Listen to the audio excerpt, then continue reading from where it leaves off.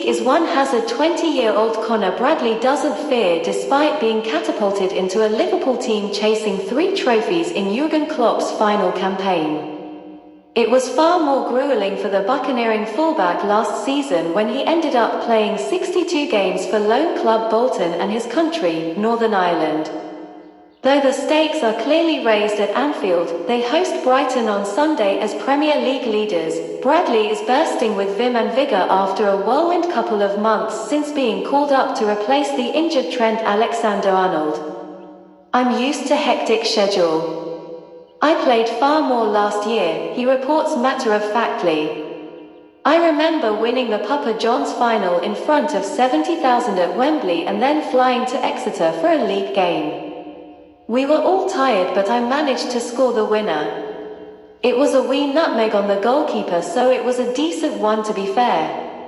That was exactly a year ago when being part of Klopp's trophy machine at Liverpool seemed a distant dream. Yet here he is, having scored his first Liverpool goal, winning his first major silverware, the Carabao Cup, and netting his first international goal against Scotland, all since the end of January. Way beyond my expectations," he confesses about his meteoric rise.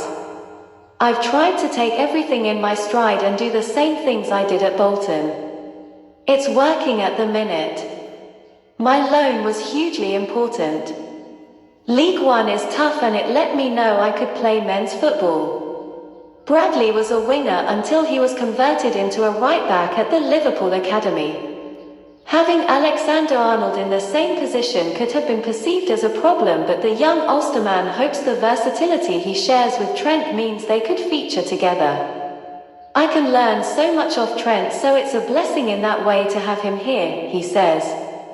"He has had a similar pathway to me through the academy. At the same time, it's obviously going to be difficult to put Trent out of the team because he's an unbelievable footballer. I think he could play pretty much anywhere, and I played right wing for Northern Ireland last week, so there are possibilities to play in the same team. It's massive to be versatile. It helps the manager to pick you." Though he grew up a Liverpool fan with Luis Suarez or Steven Gerrard on the back of his shirt, he also reveals an affection for a young Gareth Bale, who also alternated between fullback and the wing early in his career. "He was one of my idols growing up," says Bradley. "Wales are a small nation, but he was their best player for so many years and got his move to Real Madrid. I just enjoyed watching him play. Some of the stuff he did was magnificent. It's nice to get little comparisons, but I still think I have a long way to go to do what he's done." Liverpool's mid-season injury crisis would have floored lesser clubs on top of Klopp's shock announcement that he is about to leave. Yet Bradley's introduction was quickly followed by other homegrown rookies like Jarrell Kwanzaa, Bobby Clark, Jayden Danns, and James McConnell.